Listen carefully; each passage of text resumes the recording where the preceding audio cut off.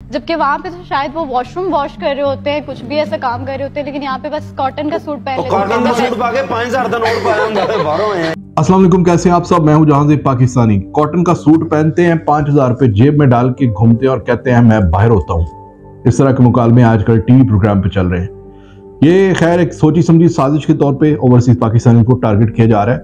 पहले सबसे तो मैं अपने तमाम ओवरसीज पाकिस्तानी भाइयों से कहता हूं कि आपने रंजीदा नहीं होना, आपने बिल्कुल टेंशन नहीं लेनी। ये इस वक्त जो कर रहे हैं इनको समझ नहीं है कि ये क्या कर रहे हैं, और इसका अल्टीमेटली जो नुकसान होगा वो भी पाकिस्तान को होगा। ये नुकसान पहुंचा रहे हैं, इनको अपना काम करने दें। आप अपना काम करें, अपनी मेहनत करें, अपने बीवी बच्चों को उनका ख्याल रखें। जिस काम के लिए आप परदेश काट रहे हैं उसके ऊपर तवज्जो दें। इन चीज़ों के ऊपर आप गौर ना करें। इनको जवाब देने के लिए हम जैसे आपके भाई हैं।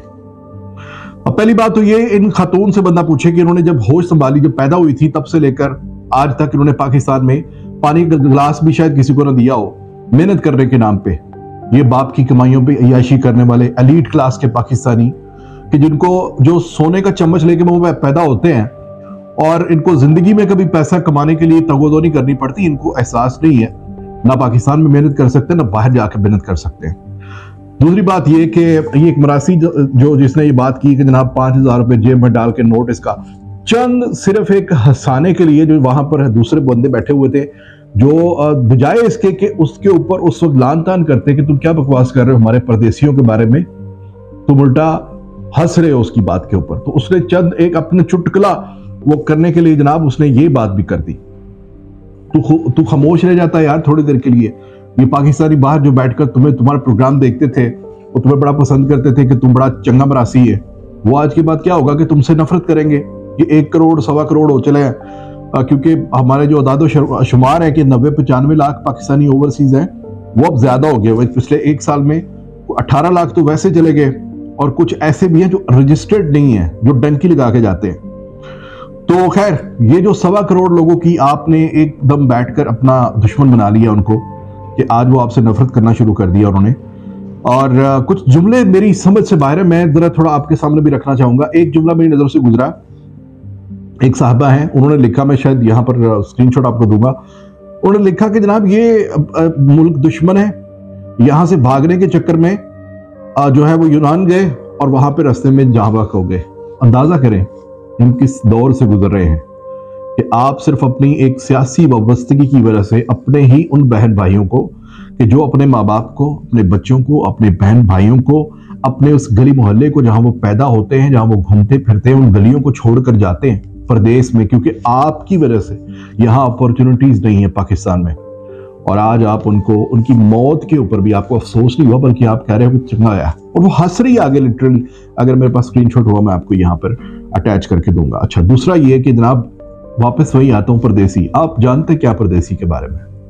बाथरूम साफ करते होंगे, मेहनत करते हैं, अब गाड़ी चलाते हैं, टैक्सी चलाते हैं, करते होंगे, मतलब मजदूरी करते हैं, एंड दे आर प्राउड कि वो मजदूरी करके कमाते हैं। आपने कभी जिंदगी में सीरियस होके, मरासियों वाला काम नहीं करना, सीरियस होके कभी किसी परदेसी को अपने घर से एयरपोर्ट के ऊपर कभी अपने घर वालों से जुदा होते हुए देखा है? पहाड़ जितना दिल होता है उस परदेसी का, लेकिन जब वो अपनी नन्ही सी बच्ची को उठाता है मिलने के लिए, उसे पता होता है कि मैं जहां जा रहा हूं ये एक हवाई सफर है और 7 समुंदर पार है, मुझे नहीं पता वापस आऊंगा नहीं आऊंगा, पता नहीं मेरे बच्चे से मेरी दोबारा मुलाकात होगी या नहीं होगी। वो आखिरी बार मिल रहा होता है, वो आखिरी बार समझकर मिल रहा होता है कि इसके बाद मुझे नहीं पता कि मैं वापस आ पाऊंगा या नहीं। कभी उस दर्द को महसूस करके देखिएगा। वही दर्द कभी उस माँ की आंखों में देखिएगा कि जो अपने बच्चे को वहां से सी ऑफ करने आती है और वो रोती है कि मेरा लाल सिर्फ पैसों की वजह से, कि इस मुल्क में पैसा नहीं है, इस मुल्क में कारोबार नहीं है, मेरे लाल को मुझसे दूर जाना पड़ रहा है। यही चीज उसकी बीवी की आंखों में देखिएगा, आपको आंसुओं की शक्ल में, बेबसी की शक्ल में नजर आएगी। यही चीज उसके बहन भाइयों की शक्ल में देखिएगा। फिर उसके बाद जब वो कोई खुशी या गम होता है, ईद आ रही है ना, आप लोग सब वहां पर मौजे मार रहे होंगे।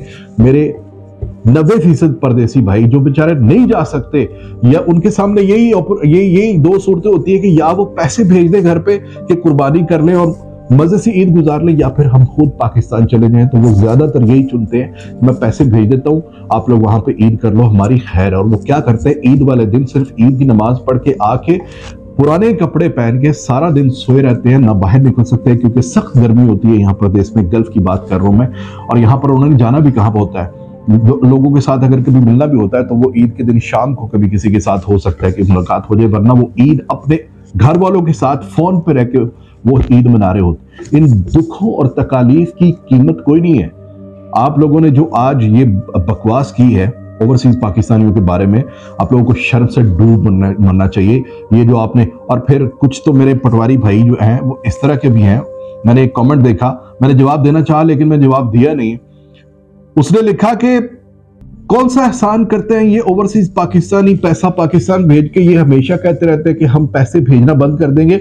ना भेजो, हमारे मुल्क के ऊपर कोई असर नहीं पड़ता। तुम्हारा मुल्क तुम्हारे बाप का मुल्क है, ये उन पाकिस्तानियों का भी मुल्क है।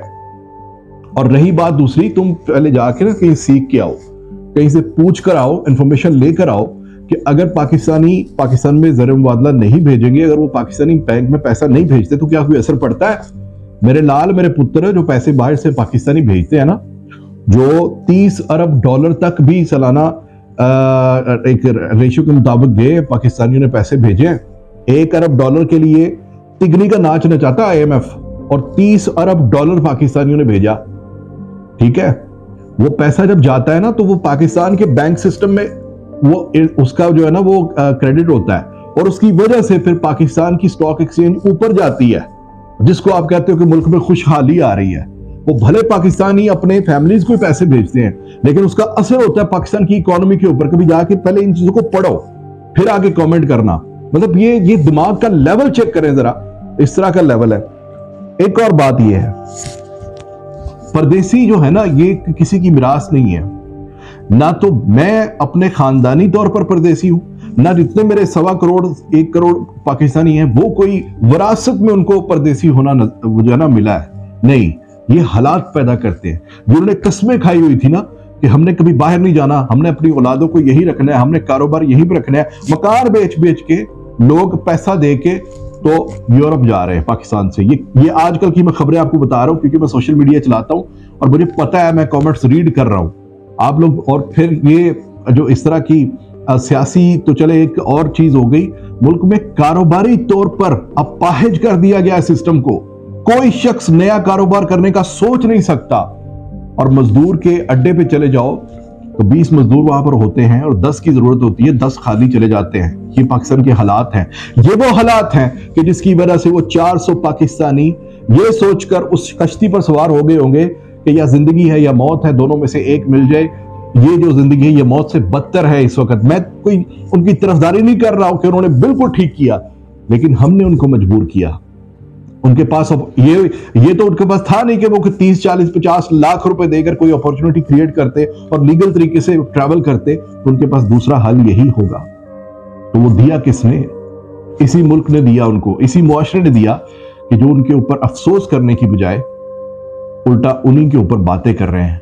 और फिर वंस अगेन ये जो बीबी है जिसने ये बात की है, और वो जो मरासी है जिसने ये जुगत मारी है कि 5000 का नोट जेब में डाल के वो कह रहे होता है कॉटन का सूट पहन के जनाब मैं बाहरों आया वहां, अपने इस बात पे सोचना जरूर। हो सकता है तुम्हारा बाप, तुम्हारा बहनोई, तुम्हारा साला, तुम्हारा कोई लगता हुआ वो भी परदेसी हो, तो अगर कोई ऐसी जुगत मार रही तो उसको मारो डायरेक्ट, मुंह तोड़ देंगे ये जितने भी ओवरसीज पाकिस्तानी हैं। तो मैं आपको तंबीह कर रहा हूं कि आप लोगों को बिल्कुल कोई आइडिया नहीं है कि एक ओवरसीज पाकिस्तानी जो है वो क्यों ओवरसीज है और उसके पीछे कितना दर्द है उसकी जिंदगी में। तो अगर आप वो दर्द बांट नहीं सकते, उस दर्द को बढ़ाइए मत। अपना ख्याल रखिएगा। पाकिस्तान जिंदाबाद।